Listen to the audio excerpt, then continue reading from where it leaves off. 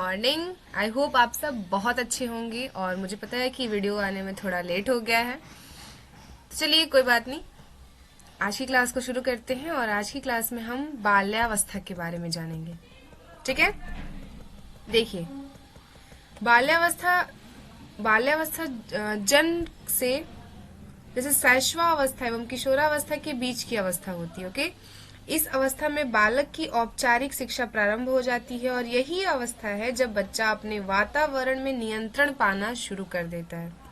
ठीक है, इस अवस्था में उसमें मानसिक स्थिरता भी आती है। इस अवस्था में बच्चा अपनी आदतें, व्यवहार, रुचि, इच्छा आदि को प्रकट करना प्रारंभ कर देता है। इसे विशिष्ट प्रकार के सांचे में ढालने का प्रयास करता है और एक बार किसी विशिष्ट सांचे में अगर बच्चा ढल जाता है तो उसमें परिवर्तन करना कठिन हो जाता है। ठीक है, बाल्यावस्था का ही जो टाइम पीरियड होता है उसमें अगर बच्चे को हम जैसे ढालना चाहें, कहते हैं ना बच्चे जो है वो मिट्टी के बर्तन की तरह होते हैं, उन्हें आप जिस तरह से बनाना चाहें, जिस तरह से ढालना चाहें वो ढल जाते हैं। यहाँ पे हम अगर एक परिभाषा को लेना चाहें तो कोल एवं ब्रुन्स महोदय जो कहते हैं कि बाल्यावस्था जीवन का अनोखा काल है और माता पिता को इस अवस्था के बारे में सोचना या समझना थोड़ा कठिन हो जाता है। चलिए, परिभाषा की बात हुई तो परिभाषाएं देख लेते हैं। तो बाल्यावस्था की परिभाषा, ठीक है, definition of childhood, clear. Kill Patrick महोदय कहते हैं कि बाल्यावस्था जो है वो प्रतिद्वंदात्मक समाजीकरण का काल है। ठीक है, कोल व ब्रून्स महोदय कहते हैं कि इस अवस्था को समझना प्रत्येक माता पिता के लिए कठिन होता है। सही बात है। क्यों कठिन होता है? क्योंकि बच्चे इस वक्त परिपक्वता की ओर बढ़ते रहते हैं। बाल्यावस्था जो है वो भ्रमण करने की अवस्था होती है, घूमने की अवस्था होती है, निरुद्देश भ्रमण की अवस्था होती है, मिथ्या परिपक्वता की अवस्था होती है। ठीक है, अब देखते हैं रॉस महोदय कहते हैं कि आ गया ना। रॉस महोदय कहते हैं कि बाल्यावस्था छदम या झूठा या परिपक्वता की आयु है। ऐसा वो क्यों कहते हैं, समझिए। बाल्यावस्था वह समय है जब व्यक्तियों के आधारभूत दृष्टिकोण, मूल्यों और आदर्शों का बहुत सीमा तक निर्माण होता है। बाल्यावस्था में बालक प्रश्न पूछना एवं उत्तर देना सीख लेता है। इस संदर्भ में रॉस महोदय कहते हैं कि शारीरिक व मानसिक स्थिरता बाल्यावस्था की महत्वपूर्ण विशेषता है।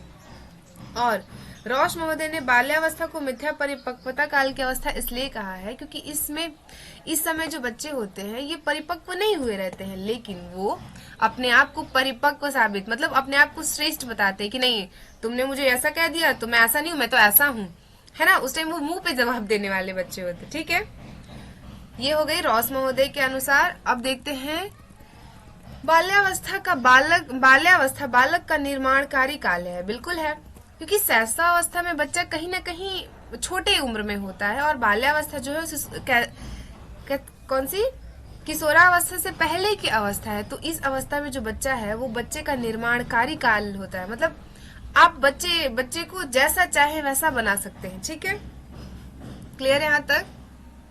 आगे देखते हैं।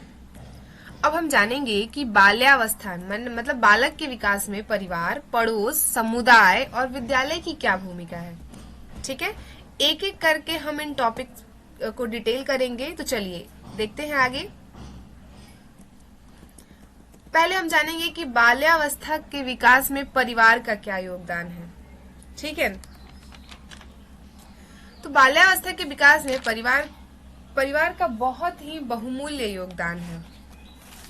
देखिए, परिवार या घर बालक की प्रथम पाठशाला होती है। ये तो हम सब जानते हैं कि पहली पाठशाला बालक की कौन सी होती है? परिवार होता है। बच्चा परिवार में ही तो सब कुछ सीखता है, अच्छे बुरे की समझ, बोलना, चलना, वो सब बच्चा कहाँ सीखता है? परिवार में ही सीखता है। तो परिवार जो है वो प्रथम पाठशाला कही जाती है, जहाँ पे बच्चा अपने सारी चीजों को सीखता है। ठीक है, क्रमबद्धता के हिसाब से बच्चा अपने सारी की सारी प्रक्रियाओं को कहाँ सीखता है? अपने परिवार में ही सीखता है। क्लियर? परिवार में समायोजन तथा अनुकूलन के गुण विकसित होते हैं। ठीक है, परिवार में समाजीकरण व्यवहार का अनुकरण करता है। परिवार वालों को समाज में व्यवहार करने की शिक्षा देता है नहीं, जैसे यहाँ पे समझिए कि जो परिवार के मेंबर्स होते हैं, जैसे उनके माता पिता, भाई बहन, चाचा चाची, ये सब क्या होता है, वो बच्चे को सिखाते हैं कि बड़ों से कैसे व्यवहार करना है, छोटों से कैसे व्यवहार करना है, शिक्षक से कैसे बात करना है, अपने दोस्तों से कैसे बात करना है।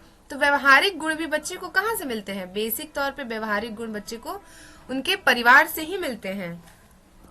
परिवार में समाजीकरण, नैतिक, सांस्कृतिक व आध्यात्मिक मूल्यों का विकास होता है। बिल्कुल, परिवार जो है वो कहते हैं ना, परिवार जो है वो छोटा समाज है, ठीक है।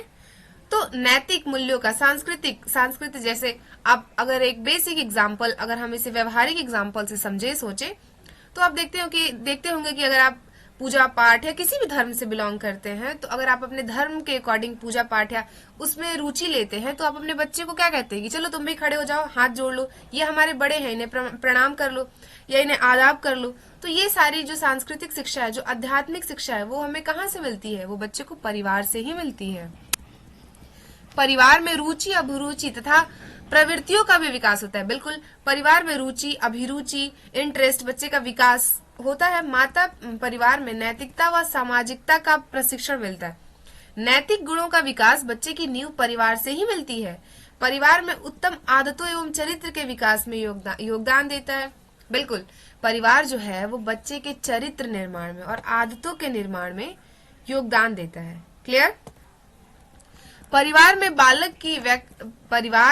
बालक की व्यक्तित्वता का विकास होता है। ठीक है, परिवार में प्रेम व सहानुभूति की शिक्षा मिलती है। बच्चे को प्रेम और सहानुभूति की शिक्षा कहाँ से मिलेगी? उसे परिवार से ही मिलेगी ना। परिवार में बालक को समाज में व्यवहार करने की शिक्षा दी जाती है। जैसे कि मैंने पहले ही बताया, अब आप सोचिए कि बाल्यावस्था में जो बालक है वो परिवार से संपर्क में आता है, उसके बड़े उसको समझाते हैं कि ये हमसे बड़े हैं, ये हमसे छोटे हैं, हमें बड़ों का आदर करना चाहिए, छोटों का सम्मान करना चाहिए। तो ये जो बेसिक एजुकेशन है, बच्चे को जो समाज से व्यवहार करने की जो शिक्षा है, वो भी परिवार ही प्रदान करता है। ठीक है, परिवार में प्लूटो के अनुसार अगर देखा जाए तो यदि आप चाहते हैं कि बालक सुंदर वस्तुओं की प्रशंसा और निर्माण करे, तो उसके चारों ओर सुंदर वस्तुएं रखिए। ठीक है, ऐसा कौन कहता है? ऐसा प्लेटो महोदय कहते हैं। इसके अलावा परिवार का निम्नलिखित प्रभाव भी पड़ता है। यहाँ पे पर हो गया है, यहाँ पे आप का कर लीजिए, समझ लीजिए एक बार। परिवार का निम्नलिखित प्रभाव भी पड़ता है। ठीक है, समझते हैं। शारीरिक विकास, बच्चे के शारीरिक विकास में भी परिवार का मुख्य और महत्वपूर्ण योगदान होता है। मानसिक विकास, चारित्रिक विकास, भाषात्मक विकास, संवेगात्मक विकास, सामाजिक विकास, सृजनात्मकता का विकास, शैक्षिक विकास, मूल्यों का विकास, श्रम के महत्व का विकास, सौंदर्य अनुभूति का विकास और दक्षता का विकास। ये सारे के सारे विकास किससे संबंधित है? इनकी नींव जो है शारीरिक, मानसिक, चारित्रिक, भाषात्मक, संवेगात्मक, इनकी नींव बच्चों के अंदर परिवार से ही डाली जाती है। अगर आप अपने बच्चे को श्रेष्ठ बनाना चाहते हैं तो उसे ऐसा माहौल दीजिए जिससे कि वो उसका घर से ही चारित्रिक, मानसिक, संवेगात्मक, शारीरिक विकास अच्छा हो। क्लियर? दक्षता का विकास हो। अब हम जानेंगे कि बाल्यावस्था के विकास में पड़ोस का क्या योगदान है। ठीक है, चलिए अब हम पड़ोस के बारे में जानते हैं। आप सबको सारे टॉपिक्स क्लियर हो रहे हैं? अगर जहां आपको दिक्कतें आ रही हैं तो आप कमेंट कर कीजिए, मैं उस डाउट को क्लियर करने की पूरी कोशिश करूंगी। ठीक है, देखिए पड़ोस भी बाल्यावस्था को प्रभावित करता है शारीरिक विकास के तौर पे, क्योंकि पड़ोस क्या है? हमारे आसपास का घर, हमारे आसपास का क्षेत्र, जहां बच्चा घर से निकलकर खेलने जाता है, तो वहां पे शारीरिक विकास उसका प्रभावित होगा। मानसिक विकास, अब वो परिवार से निकल के पड़ोस में गया है तो वहां से उसे मानसिक विकास में परिवर्तन मिलेगा, सोच में परिवर्तन मिलेगा, दोस्तों के साथ परिवर्तन उसको देखने को मिलेगा, उसके चरित्र में विकास होगा, उसकी भाषा में, बोलचाल में विकास होगा, उसके संवेगों में विकास होगा। वो रोना, हंसना, गाना, चोट लगने पे वो रोना सीख जाएगा, अगर चोट लगी तो वो पलट के जवाब देना सीखेगा, अगर बड़े कुछ डांट रहे हैं तो वो उसको सहना सीखेगा। ठीक है, तो सामाजिक विकास, सृजनात्मकता का विकास, शैक्षिक विकास, मूल्यों का विकास, श्रम के महत्व का विकास, सौंदर्य अनुभूति का विकास और दक्षता का विकास बच्चा पड़ोस में आकर सीखता है। ठीक है। बाल्यावस्था के विकास में समुदाय का योगदान जान लेते हैं हम। तो चलिए, तीसरा हमारा है समुदाय। समुदाय कैसे प्रभावित करता है बाल्यावस्था को? तो बाल्यावस्था के विकास में समुदाय जो है वो निम्नलिखित प्रकार से प्रभावित करता है। शारीरिक विकास, मानसिक विकास, चारित्रिक विकास, भाषात्मक विकास, संवेगात्मक विकास, सामाजिक विकास, सृजनात्मकता का विकास, शैक्षिक विकास। वही विकास है जो कि अब उसे समुदाय से मिल रहा है। धीरे धीरे ये प्रक्रिया बढ़ रही है। बच्चा परिवार से निकला, पड़ोस में पहुंचा, पड़ोस से निकला और समुदाय में पहुंचा। ठीक है। विकास में विद्यालय का निम्नलिखित योगदान है। ठीक है, चलिए उसको जानते हैं एक एक करके। तो आधुनिक विद्यालयों में बालकों का दृष्टिकोण विश्व के संदर्भ में विकसित किया जाता है। ठीक है।